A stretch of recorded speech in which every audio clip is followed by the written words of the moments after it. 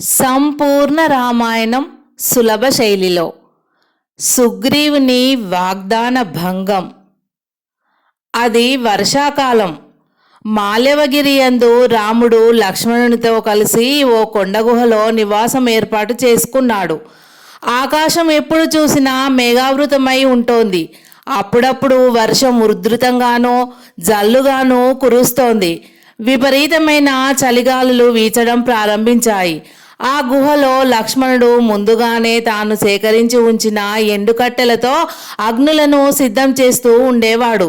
కందమూలాలు, ఫలాలు సమృద్ధిగా ఉన్న వనాలకు వెళ్ళి ఒకేసారి కావలసినన్ని పండ్లు, కాయగూరలు తీసుకొని వచ్చాడు. రాత్రింబవళ్ళు శ్రీరామచంద్రుణ్ణి కంటికి రెప్పలా కాపాడుకుంటూ అప్పుడప్పుడు మనశ్శాంతిని కలిగించే మాటలు చెబుతూ ఉండేవాడు.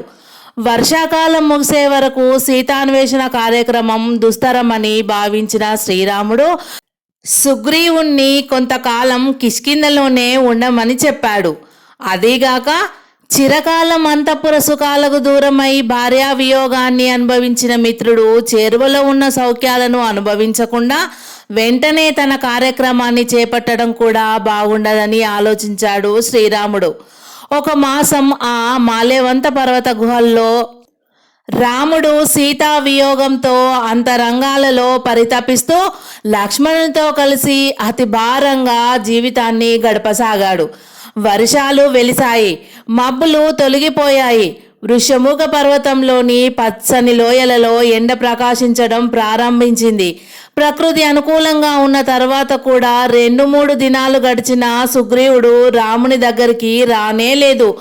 అసలే భార్య వియోగ దుఃఖంలో ఉన్న రామునికి సుగ్రీవుని నిర్లక్ష్యం కోపకారణమైంది.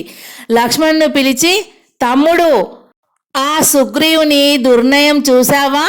తనకు ఎంతటి మహోపకారం చేసి భార్యతో పాటు రాజసుఖాలు కలిగించిన నా పట్ల ఎటువంటి అలక్ష్య భావాన్ని ప్రదర్శిస్తున్నాడో అర్థం చేసుకున్నావా? సద్గుణులకు చేసినట్లు దుర్గుణులకు ఉపకారం చేయడం నిష్ప్రయోజనమే కాక హానికరమని కూడా పెద్దలు చెబుతుంటారు. ఈ సుగ్రీవుని పట్ల అది సార్థకమైంది. ఇతడు సీతాన్వేషణలో తన వానరసేనతో సహాయపడతానని వాగ్దానం చేయకపోతే ఈ పాటికి మనం వెతికి మీ వదినను కనుగొని ఉండేవాళ్ళమేమో. ఆ ధూర్తుడు కపట స్నేహంతో మనల్ని వంచి స్వలాభ బుద్ధితో తన కార్యం చక్క చేసుకున్నాడని అనుకోవలసి వస్తోంది. తన ప్రయోజనం కోసం మనల్ని ఉపయోగించుకునే స్వార్థపరుడే అయితే అసత్యవాక్య దోషానికి, మిత్రత్వ కాలుష కారణానికి, కృతజ్ఞతా లక్షణ ప్రదర్శనానికి సుగ్రీవుడు శిక్షార్హుడు అవుతాడు. నువ్వు వెంటనే కిష్కింధకు వెళ్ళి వాలిని చంపిన రాముని బాణం విశ్వాసఘాతకులను హతమార్చేందుకు అమ్ముల పొది నుండి తొంగి చూస్తోందని హెచ్చరించిరా తమ్ముడు అన్నాడు శ్రీరాముడు. బాధ్యత విస్మరించిన సుగ్రీవుని పట్ల లక్ష్మణుడు కూడా చాలా కోపంతో ఉన్నందున అన్నయ్య ఆజ్ఞ ప్రకారం ధనుర్ధరుడై మాల్యవత్ పర్వతం నుండి కిష్కింధకు బయలుదేరి వెళ్ళాడు.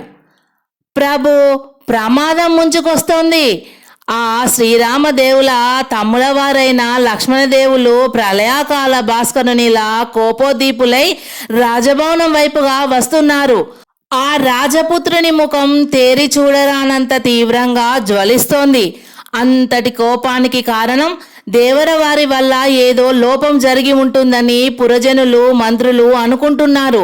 వారందరూ భయభ్రాంతులై లక్ష్మణుల వారిని చూస్తున్నారే తప్ప పలకరించడానికి సాహసించలేకపోతున్నారు అన్నాడు అంతరంగికుడైన ఓ భటుడు సుగ్రీవుని శయన మందిరం వాకిట ముందు నిల్చొని.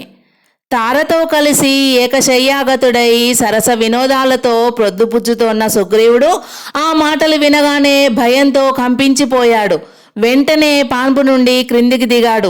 అతడు దిగులుతో, తారా, ఇప్పట్లో లక్ష్మణదేవుణ్ణి ప్రసన్నం చేయగలిగిన దానివి నువ్వొక్కదానివే. హనుమజ్జాంబవదాదులు పనుల మీద వెళ్ళారు కదా, త్వరగా వెళ్ళు. ఆ వీరుడు కోపంతో నా మీదకు బాణాలు ప్రయోగించి నన్ను హతమార్చక ముందే నీ పసుపు కుంకుమలు నిలుపుకో అన్నాడు భయకంపితుడైన కంఠస్వరంతో.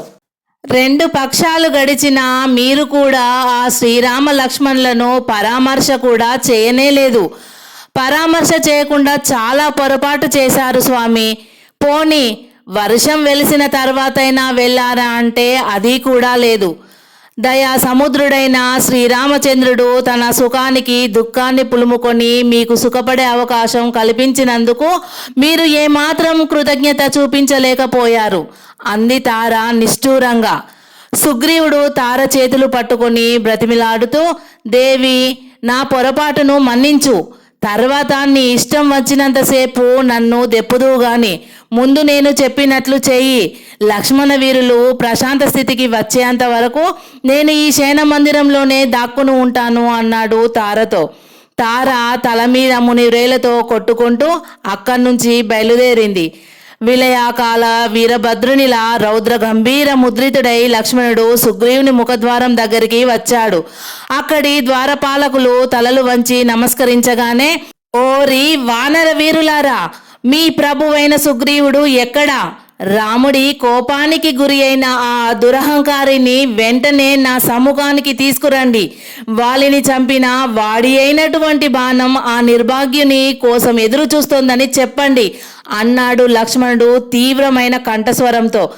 అప్పుడే అక్కడికి చెల్లెలతో కలిసి ఆర్ఘ్య పూజా ద్రవ్యాలతో వచ్చిన తార తాను తెచ్చిన పూజా ద్రవ్యాలను లక్ష్మణుని పాదాల ముందు ఉంచి, దశరథ రాజనందన, సుగ్రీవుడు మీకు ఆశ్రితుడైన నమ్మిన బంటు అతడు అని అంటున్న తారను తీక్షణ దృష్టిలతో చూస్తూ, కృతజ్ఞుడు, పరమద్రోహి, విశ్వాసఘాతకుడు, నయవంచకుడు, మిత్రరూపంలోని శత్రువు ఇచ్చిన మాటను నిలబెట్టుకోలేక కాంతాసుకలోలత్వాలతో వ్యక్తిత్వాన్ని చంపుకున్న చపలచిత్తుడు, రాజ్యం భార్య లభించిన తర్వాత ఇక తనను ఎవరు మాత్రం ఏం చేయగలరని విర్రవీగుతున్న అహంభావి, అతన్ని నా సమక్షానికి రప్పించు అన్నాడు లక్ష్మణుడు కోపావేశంతో ముఖం ఎర్రబడుతూ ఉండగా.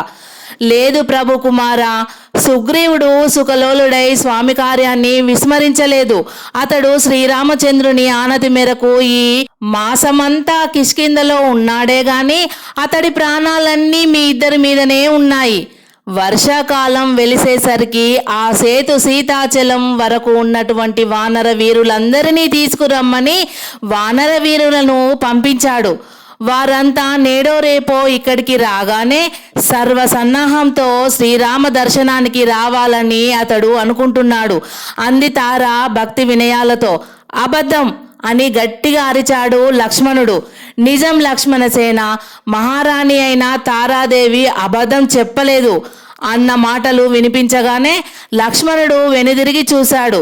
లక్ష్మణుని వెనుకనే హనుమంతుడు, అతని వెనుక నల, నీల, జాంబవదాదులు నిల్చొని ఉన్నారు. అందరూ లక్ష్మణునికి నమస్కరించారు.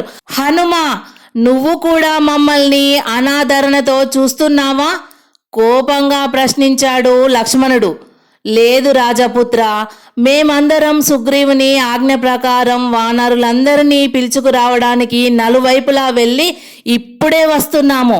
కిష్కిందాపురం వెలుపల వానర రాజులందరూ విడిది చేసి ఉన్నారు. సుగ్రీవ సార్వభౌమునితో కలిసి మేమందరం శ్రీరాముల వారి దర్శనం కోసం బయలుదేరాలని అనుకుంటున్నాము. ఇంతలోనే మీరు రావడం జరిగింది అన్నాడు హనుమంతుడు. అలాగా, అయితే ఇంకా ఆలస్యం ఎందుకు? వెంటనే సుగ్రీవుణ్ణి పిలిపించు.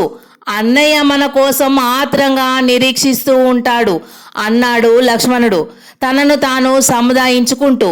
హనుమంతుని రాక వల్ల, అతని మాటల వల్ల లక్ష్మణుడు ప్రసన్నుడు కాగానే తార సుగ్రీవుణ్ణి తీసుకురావడానికి లోపలికి వెళ్ళిపోయింది.